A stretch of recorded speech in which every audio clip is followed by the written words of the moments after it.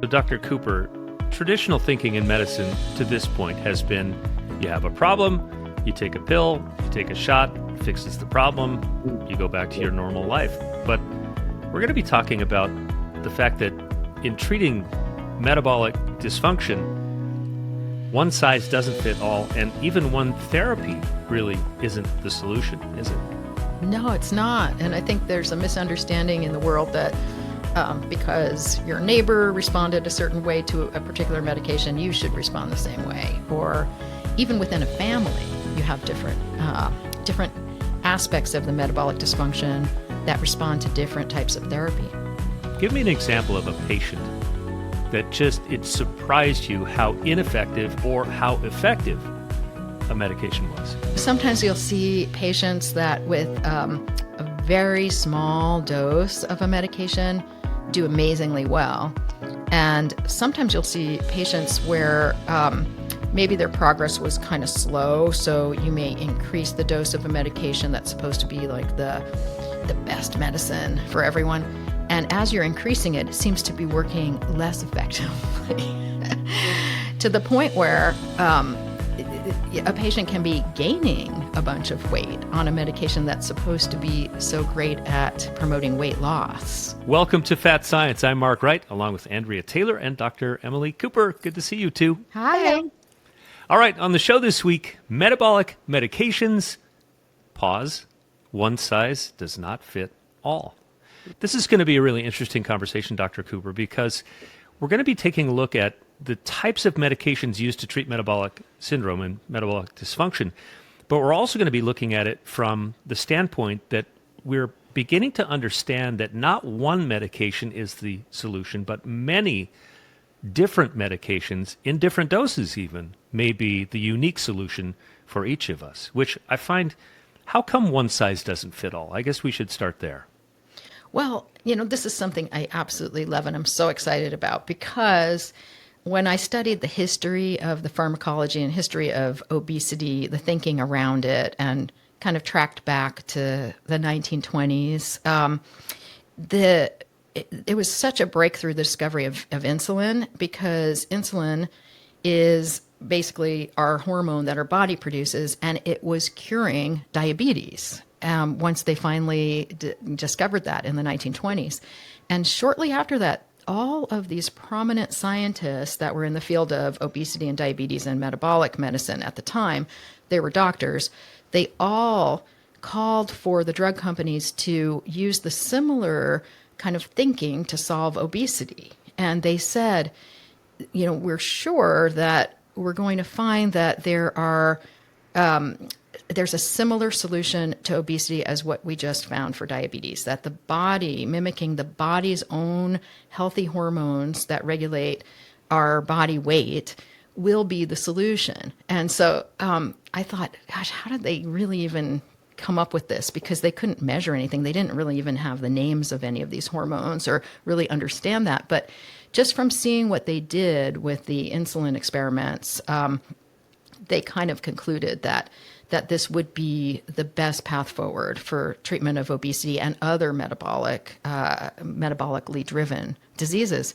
And so now fast forward, it was basically about 100 years later. 100 years. It was 100 years later in 2005 when, well, let's see, 2005. So it was not quite 100 years, right? Well, we're 100 years now, but it was now 20 years earlier than now that the first hormone therapy that mimicked our own body's hormone became available, and it was indicated for diabetes to enhance the impact of insulin. And it was the hormone amylin that was mimicked, and the medication was pramlintide. And so amylin is a hormone made by the pancreas. And we now know that amylin also has quite an impact in obesity as well, and in a lot of other metabolically related conditions. And so then shortly after that, the first GLP-1 came out, also in 2005, I believe, or 2006, maybe it was, and it was exenatide. That was the very first GLP-1. And that was also marketed first for diabetes, actually for diabetes. They never went on to get the indication for obesity.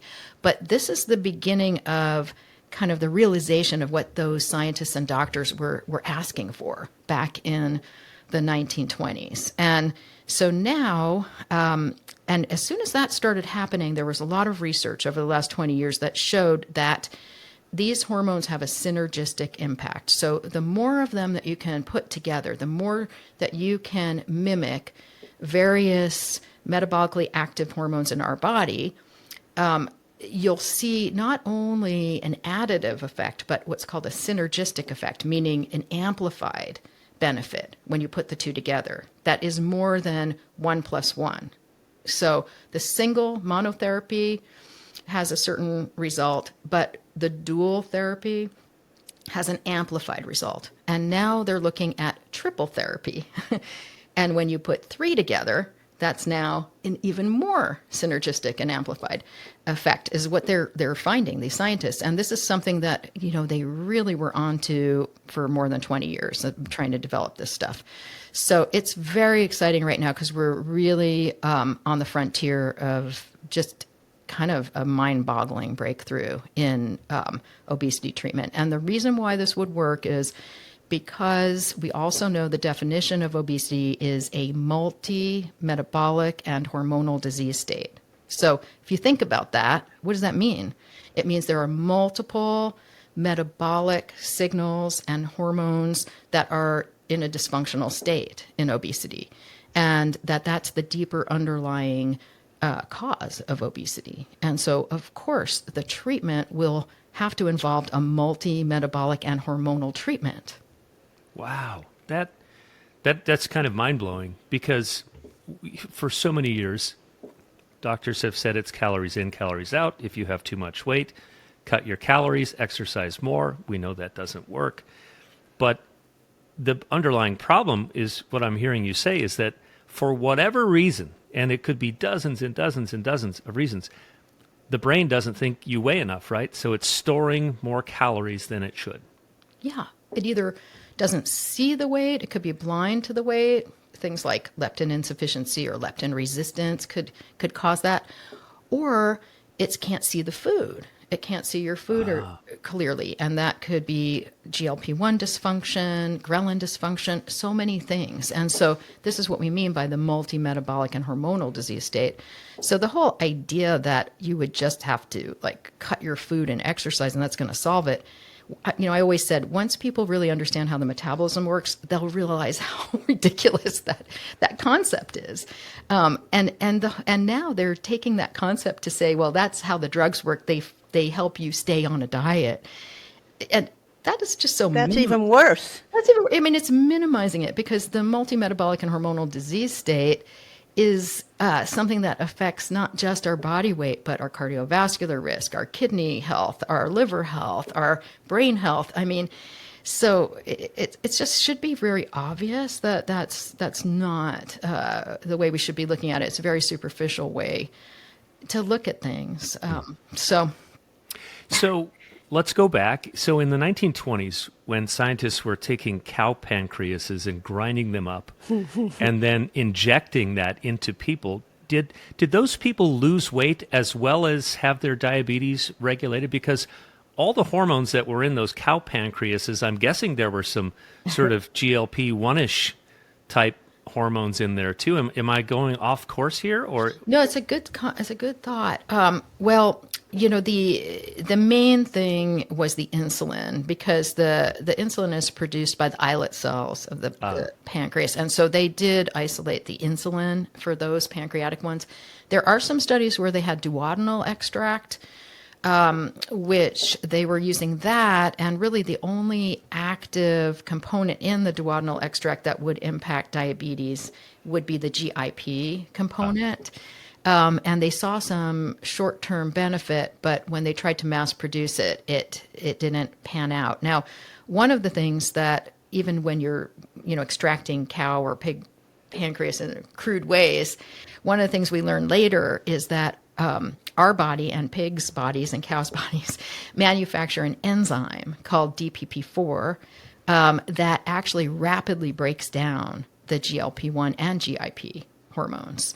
So even if they tried to do that, if they didn't know that, they wouldn't have a preservative that would prevent the enzyme DPP-4 from breaking it down. So we have a class of medications today that's used in diabetes called DPP-4 inhibitors.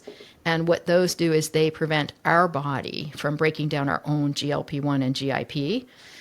But back in that day, they didn't know about them. And so I think that's kind of why they couldn't mass produce the duodenal extract components, because it was basically the effect was just evaporating rapidly. And even today, if you try to draw blood samples to measure someone's GIP or GLP-1, if you don't have a preservative in there to block the DPP-4 enzyme from breaking it down, you won't get accurate results. And so it's tricky measuring it even. So GLP-1 and GIP, that's what Mounjaro is, right?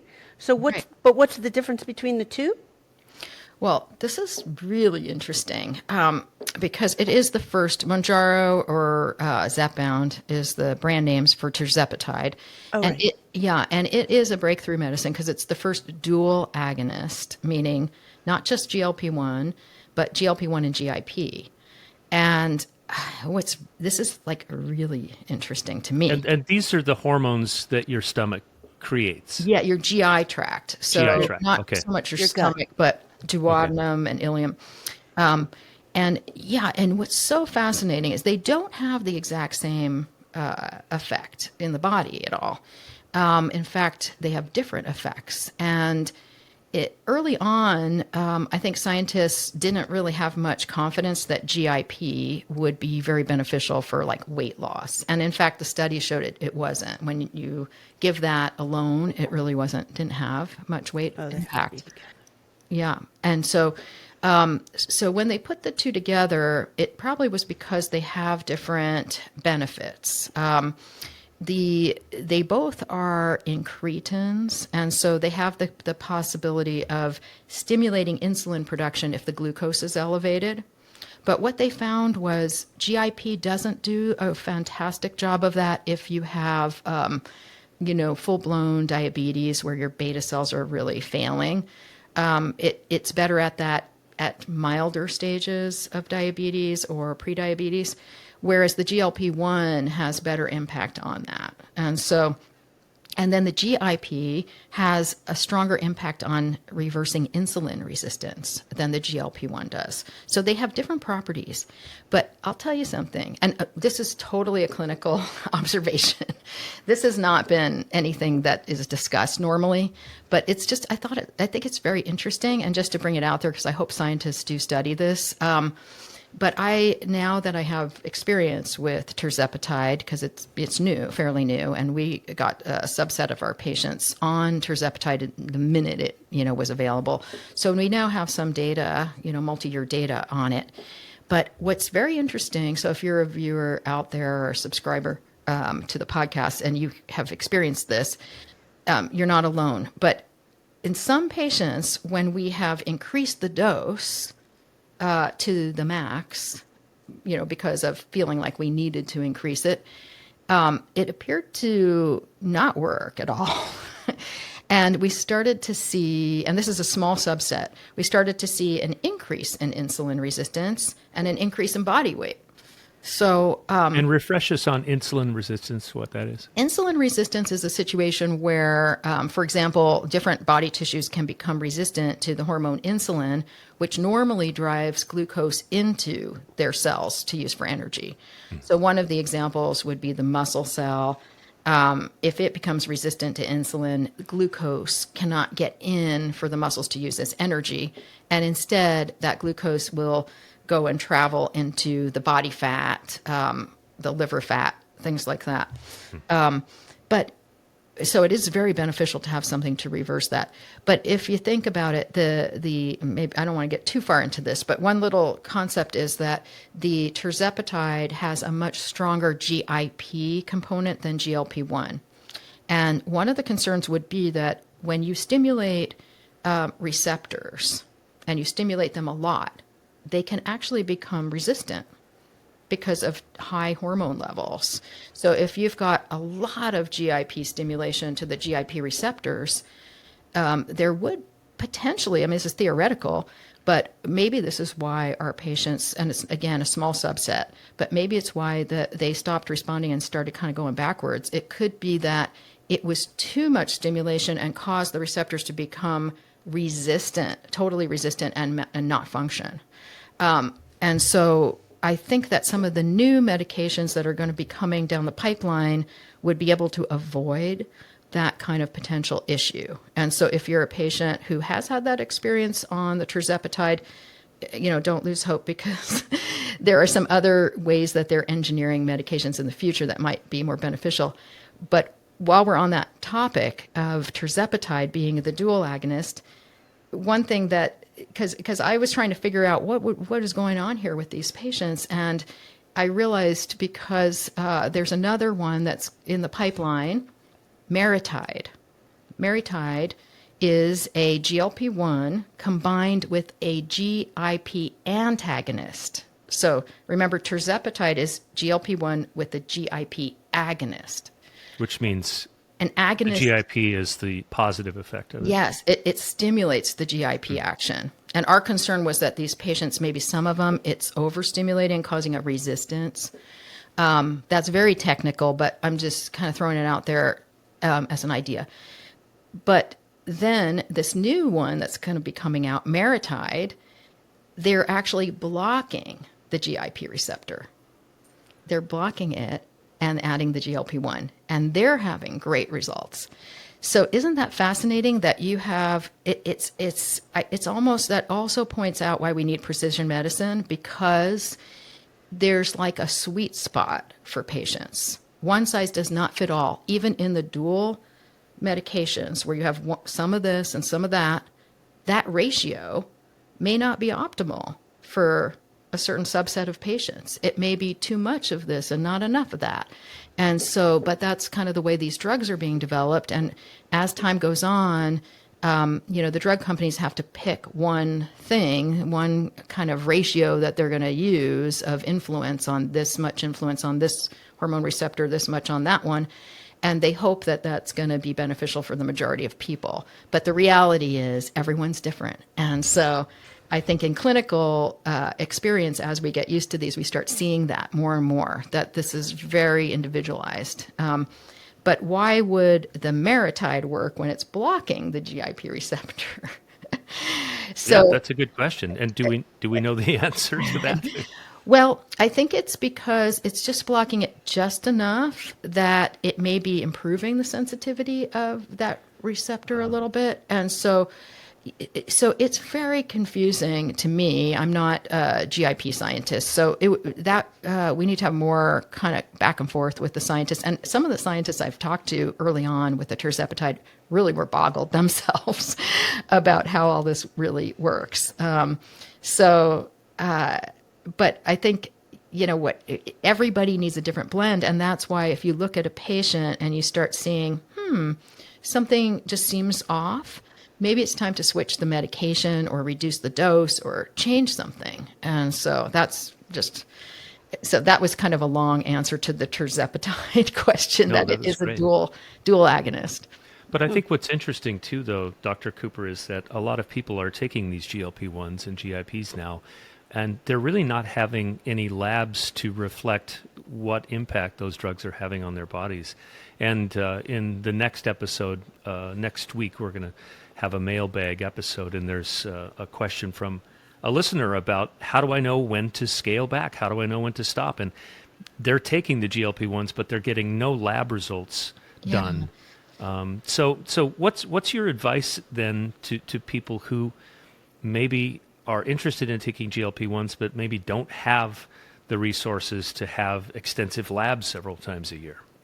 Well, it's still okay. I mean, you don't have to have these labs. I mean, if it were my world, how I would love things to be, we would be measuring a lot of these markers. And the reason is, not only does it help that one individual patient you're working with, it helps the clinician develop a much better understanding of what the patterns that they're seeing of, responsiveness, what groups are responding to what type of treatments and what groups are responding to others.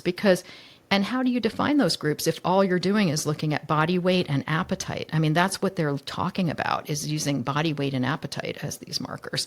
That's not right, because both of those are symptoms. They're symptoms that reflect a much more complex potential array of drivers. And so I have found in my practice, what has helped so much is just being able to measure things like, for example, ghrelin. Ghrelin can influence a person's responsiveness to several different medications. So if you're a person with normal ghrelin, that's fine. But if you're a person with a high ghrelin level, it could be that certain medications will have more impact. And even with some of the meds that are coming out through the pipeline, like we're seeing now a combination of semaglutide mixed with an amylin and calcitonin receptor agonist. Cagrilintide is the amylin calcitonin receptor agonist component mixed with semaglutide. So this is technically a triple agonist. So it's the GLP-1, calcitonin, and amylin receptor agonists. And then there's another one that they're coming out with, which is a dual, which is amylin and GLP-1, called amycretin. So those theoretically potentially could work better for people who may have what's called leptin resistance. And one way to determine leptin resistance is measure the leptin. Often measure the ghrelin, because ghrelin is one of the main causes of leptin resistance, high ghrelin, and measure all the, the reproductive hormone pathway, the thyroid pathway, so that you can see evidence of whether there is or isn't leptin resistance. But people are being labeled as being leptin resistant just because of their weight or their appetite, which is not scientific. So in my best world, we would be measuring more and more. We would be measuring all of them, GLP-1, GIP, all the things that we know are used now as treatments. We should kind of be looking at, can we measure these things in a cost-effective way and a practical way in patients? The answer today is no, we cannot, because it's very expensive. And as I said before, you have to have a lab that is a top lab in the country to run some of these. And that means you have to ship, like just today, our clinic shipped on dry ice to our, reference lab that we use in California. And so there's a lot of extra effort that has to be put in to this, extra money. And so, but how are we as clinicians going to really understand what is going on here, metabolically? And I think, I don't have a lot of hope that our medical system will actually go that direction of where we will be doing it that way. I think that it's going to be, some of those hormones are going to be still confined to research studies, which really don't mimic real life and don't mimic what you see in clinical medicine. It's just not as practical as putting it into the clinical evaluation. And even if, we're early on in this and just collecting data and looking at the different patterns and looking at the physiology of what drives these things and kind of coming up with our strategies that way, that's really better than the way we've been doing it. But I don't have a lot of hope it's going to go that way. So I think instead what's going to happen is we will have a whole palette of options for treatment, and it will be sort of a trial and error. And they will be so effective that the vast majority of people will improve taking them, and regardless of what is driving the underlying problem, because they have these multiple target points, in them. So I guess that's okay. But for me, as like a clinician that likes to know the whys of things and the root causes, it's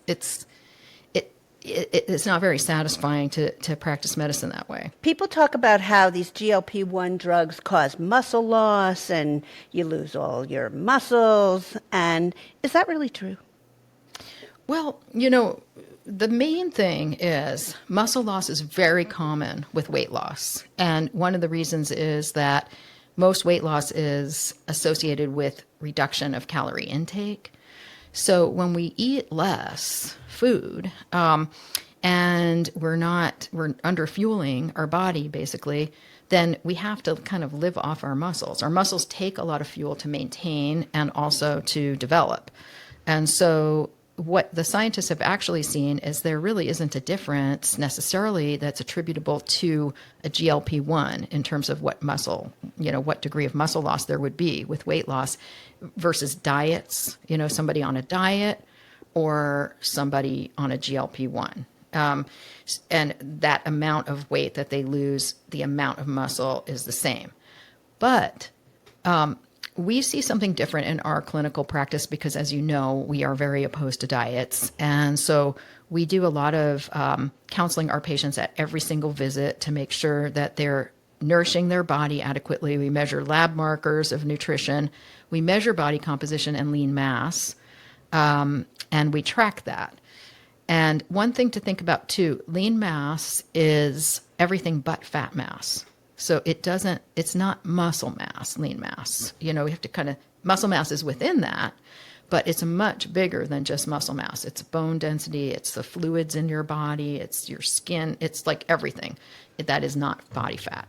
So when we talk about lean mass, it's so general, and so scientists are trying to look closer at actual muscle levels, and they're also trying to look at muscle function to see if there's a loss of muscle function or not, because that's important too.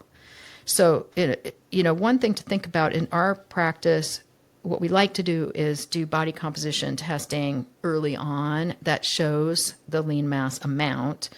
And then based on a person's frame, their athletic status, their gender, all of that, it's going to determine what a minimum amount of lean mass they should have for that type of physique, basically. Yeah. And what's the machine that you have now that measures that? Well, and this is not practical for most, clinics, but we do have a DEXA scanning machine that does total body composition, and we also have a bod pod.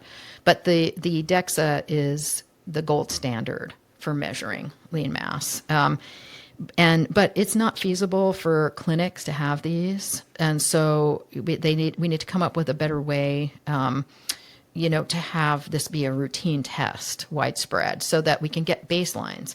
Because some of the patients that you see, when they start out, they have way above what it would be the predicted minimal lean mass for their size. And like, for example, Andrea, you probably did when you started. I don't know if we measured it, but yeah, because your body weight was, I'm just saying, it was no, so you can high. say it was so high. It was so high for such a small frame. Right. And to carry that amount of weight, the strength you need to carry that is a lot. And so you would have extra muscle like in your glutes and hips and everything, or else you would be immobile, Right. And so, so some of that becomes unnecessary. And that's why it's nice to kind of look at the baseline. What's the minimum amount we should have, and how much over or under are we? And if someone starts out and they're under, that is a concern. If they're already under, that there is something called sarcopenia. And you can have sarcopenic obesity. So you can have somebody with a high body weight and low muscle mass, and that's not a good situation, because you've got to really approach that aggressively, whether or not you're on a GLP-1 medication. But the risk of going on GLP-1s is the suppression of appetite that can occur, that can make people not eat enough. And if you don't eat enough and you're losing weight, yes, you will lose potentially disproportionate amount of lean mass, and that's a huge concern. And same thing if you have elderly patients who are starting out and might be a little bit frail and have muscle and strength losses. You've got to be cautious with any form of weight loss that it's not muscle that they're losing. And so I think having a way to monitor the lean mass retention is a really good idea. But that's another area that's in the pipeline that they're looking at adding to the GLP-1 compound called myostatin inhibitors, which will prevent lean mass loss. And in the clinical trials so far, it's showing great promise at doing that. And so would we do this for every patient? No, because we don't know the risks also. First of all, it's not FDA approved yet. The one that is, I think, at the closest on the pipeline is bimigramab. Bimigramab. These make you... They make such crazy names. I know. Well, I guess... Until they make then another crazy name, which is the over-the-counter name. Yeah. Crazy. Yeah. You know, the or scientific not the over-the-counter. nomenclature is always very clunky, bimigramab. But that one, has gone through some trials. And that, there are some concerns because myostatin is involved in cardiac muscle as well. And so there is some question, would it help or harm congestive heart failure or other things? And there were some cardiac related deaths in some of the trials, but they're saying that it was not related. But I kind of feel like a couple little red flags going on here. So who knows what's going to happen with that drug, but they are seeing that adding things like that, and they have a whole bunch of different compounds that they can start working with that will help retain muscle. Those would be maybe good for some people that are in those classes of elderly or more, starting out with low lean mass, where you're worried about that. But in our clinic, the way that we mitigate it, because we do see sometimes people lose a lot of lean mass, but it's very uncommon. Most of our patients have very minimal lean mass loss compared to what's seen in diets and things like that, much less. And I attribute that to the fact that we're on top of the nutrition. And also we do recommend strength training. The minute that we see that we're at like 105% of the predicted lean mass level, we're doing strength training. Even though it's above the minimum predicted, we're if we're still in a weight loss mode, we don't want any of that to continue to reduce. And so we start with, a strength training program, nutrition. When you're talking about nutrition for lean mass, you do need more protein to build lean mass, but not these crazy amounts that people eat. And so some people are eating crazy protein. Yeah, and then you end up like low in your carbs and stuff like that. So working with a dietitian is great, and even a trainer or exercise physiologist at that point, and focusing on a good strength plan is good. But so that's a promising kind of angle to try to figure out how to, in people that are already in that sarcopenic obesity or sarcopenia. And also, if the lean mass is low, it's very important to get a bone density scan, because bone density can be part of lean mass, and you want to make sure that the bone density is not low. That's good for everybody, though. Bone Isn't density it? scanning. If you're over a certain age. Mm-hmm. They say women over 65 and over, but also if you see sarcopenic obesity in anybody at any age, it might not be a bad idea. I thought it was over 50 you're supposed to get one. Not anymore. Not anymore. Oh, God, right. I'm sorry. No, it's been a long time that they switched it. Mm-hmm. Yeah. As we start to kind of wrap things up, Dr. Cooper, I think it's so interesting that we're talking just the past 20 years that medical science is starting to understand how these different hormones play into diabetes, obesity. It's kind of like, the analogy of the 24-hour clock and how long humans have been on Earth. Humans have been on Earth basically the last 1 to 2 seconds before midnight in a 24-hour day. That's how kind of insignificant we are to the history of the planet. And it just seems to me that we are just beginning. It's like we're in the dark ages right now, and we're just coming out of the dark ages in our understanding of this. What do you see as the future of this multimodal approach to treating metabolic dysfunction? I think it's going to be just having a lot of things at our fingertips that we can use. So many more tools in the toolbox. And the science behind it is just exploding. So I really do think it's going to enhance, if we can get access to these medications for the patients who need them, I really think it's going to enhance our overall, what we're all talking about, that health span, because it will reduce so many potential comorbidities that are associated with metabolic dysfunction. But I think it will also break down some of the stigma, I hope, because it will show how complex the hormonal system is that drives this. If it wasn't, why would we need this degree of sophistication in our medication delivery? But I also want to, mention that some of the medications we have right now are very sophisticated too. And there's some of the ones that we don't talk about much because they're not GLP-1s.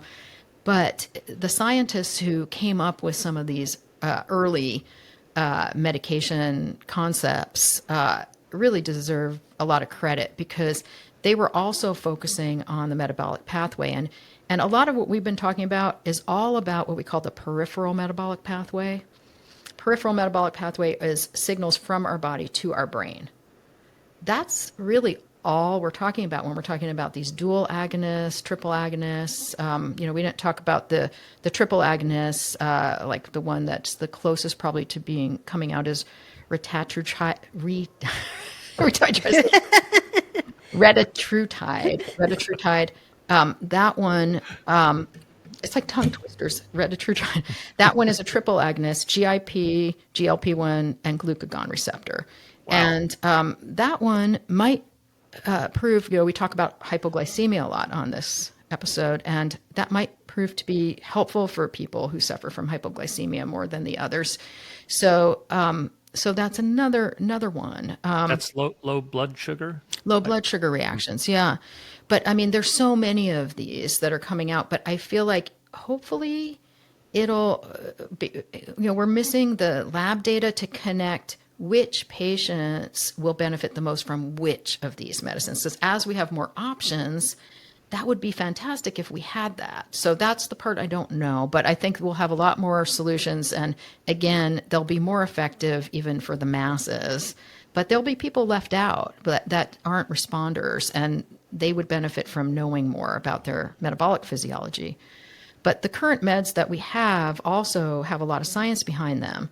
So the non-GLP-1s. So we think about Contrave, which we've talked about before on the podcast. Contrave is a combination of two medications. And, whereas the GLP-1, GIP, glucagon receptor, all those triple agonists, antagonists, they are working on the peripheral metabolic path. The Contrave works on the central. We don't have enough drugs that are working on our central metabolic pathway. There's not a lot in development. And I think there's a lot of reasons for that it's more difficult because of the blood-brain barrier, also potential side effects. And what define the central? Well, as I said, the peripheral is all the signals coming into the brain. So that's things like what your stomach's producing, what your GI tract's producing, what your body fat's producing. And those are producing, your bones even produce hormones. And so those hormones that are coming through are signaling other parts of our body and signaling our brain, which is the most important part, really, that will then determine a lot of what goes on with our appetite receptors, our weight set point receptors, our insulin response, and all of that. And so what we don't have, if we think of the central pathway, it's a bunch of little substations that signaling has to go through in order to have a successful response metabolically. And that successful response feeds back and further instructs our peripheral players at what the consensus is from the brain. And that matters because then the body responds to that and it gives it more confidence to kind of either go one way or it gives it more fear to pull back. So what we're doing is we're sending the positive signals to the brain and hoping that the brain interprets it the way we want and gets through all those substations successfully. Wow. We're tricking the brain. Yeah, we're trying to, or we're basically trying to untrick. Untrick it. we're trying to improve the perception. The thing is that, like Contrave, for example, targets this second substation in the brain that's called the POMC pathway. And it has two medications that help augment the signaling through that path, through that particular substation. There's another one called Qsymia, which is topiramate and Contrave was bupropion and naltrexone. Qsymia is topiramate and phentermine. And that one, the topiramate, targets the first substation to try to cancel out negative impact of famine signals there in the hypothalamus, which is in the central pathway. And then it also, the phentermine component tries to trigger the POMC a little bit. So all I'm saying is that this technology that led to those drugs, which are really old now, was fascinating and wonderful that they figured out how to affect that central pathway a little bit.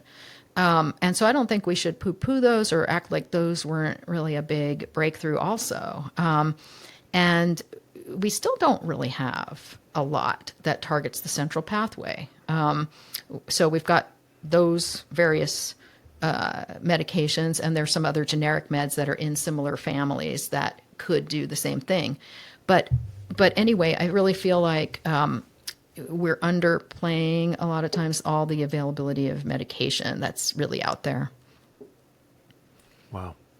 Well, really quickly before we wrap up, do we know why these GLP-1 drugs are starting to have such a universal positive effect on things like your circulatory system and your heart and all that stuff? Do we know why yet, Dr. Cooper? Well, I think the answer to that's like, again, it's like multitude of reasons, because they have such widespread impact within that metabolic pathway that there could be various mechanisms of how they're improving, like kidney health and liver health. Liver health, we don't have the final data on, but the preliminary looks really interesting and good. And we're even seeing now that there can be potential improvements in the area of dementia and Parkinson's, but they don't know for sure yet. I mean, they're still very early on looking at that. But why it would be, to me, I mean, I don't know all the scientific reasons. I'm sure there are like 1,000 different mechanisms that are improving things that range from, the way that we manage glucose, insulin, our security signals throughout the body that help us in every aspect to kind of strengthen our system. I'm sure there's thousands of different like biochemical reasons, or hundreds at least. But if I look at it just from a basic standpoint, wouldn't our body just function better if it wasn't panic that we're starving? I mean, the degree of panic with weak security signals, those are called anorexogens. And so you could look at GLP-1s and anorexogen, leptins and anorexogen, GIP anorexogen, PYY, all these things. They are hormones or signals that make our body feel more secure that we're not starving. So we call them nutritional security signals. So when those are strong, our metabolism just is really not hindered as much. I mean, it's like green light. You can burn fuel. You can go spend energy. You want to go do X, Y, or Z? Sure. You've got a budget for that. If you've got high levels of the famine signals, which are the orexogens, that's the opposite situation. That's saying, oh no, red alert, turn that green light to yellow or orange, whatever. And then what if you have both? You have weak security signals and you have high famine signals. Now you're in like red light. You can't do anything. So that's going to affect every system in your body and their access to energy. So in my mind, I just keep it simple and just think of it that way. Of course, when our metabolic system, it feels more secure and all of these things are in the green light phase, we're going to be able to do a lot with that. There are some precautions that you have to think about because some of the anorexigenic hormones like leptin can also promote tumor growth because it promotes growth and like everything. They're anabolic. They help your body build itself up to a stronger place, but that could also potentially promote tumor growth. And so we've got to look carefully at people and find those sweet spots of where we want to be and look at their individual health risks when choosing different medications. Yeah. Wow, I feel like we've just scratched the surface. Andrea, what about you? What's a final summary thought from you? Well, I just think it's amazing that everybody's different. I mean, we learned that a long time ago. And when Dr. Cooper said that there are over 150 different new medications in the works, like being developed, it's super exciting. I mean, it means that there's going to be a lot of help for many different people who have all different kinds of problems. And hopefully, the ease of getting to these medications will be easier, better, faster, less expensive eventually, as we go on and into the future. Because you think about it, like, it still is really new. I mean, 10 years ago, like, if you said to a doctor that you had a metabolic problem, they'd be like, yeah, whatever, that's like voodoo. You do what that doctor's telling you. It seems to be doing something, I don't know. But like, now when you talk about it, people are actually starting to talk about it. So it's a very new thing. And it's really exciting that people are getting help and people are starting to understand and they're starting to think about it. And I am hoping that, like, someday it'll be not a problem, maybe, or something that we look at as like, oh, there's solutions and there's things that can help, and maybe they won't think that it's everybody's fault. Yeah, yeah. I'm just super excited about the future in terms of the medications that are becoming available. Dr. Cooper, any final thoughts from you before we close it up? Well, one more thing that we didn't mention, which is also a great thing, is most of what we talked about in these drugs, they're peptide-based medications, which that's one reason they're so expensive, because it's very expensive to manufacture them. But one of the ones that's probably coming out fairly soon is orforglipron, another one. And that is the first small molecule type of medication. It's a GLP-1, but it's a different method of processing and manufacturing that's a lot less expensive. And also, it doesn't have to be stored any particular way. It's not sensitive. You can take it any time of day. So the idea is that that should be something that will be available at a lower cost. And so that's a breakthrough also, because trying to figure out how to make these medications in a way that they end up less expensive so the access increases is hugely important. Wow. So the peptide is little short chains of amino acids, like the protein building blocks. That's what these medications actually are? Yes, that's what they actually are. And and that's why they're quite expensive to make, and they're sensitive, also temperature sensitive or moisture sensitive. Be in the fridge. Right. And so this the new technology for small molecule is thought to be a real breakthrough in helping to lower the cost without sacrificing effectiveness.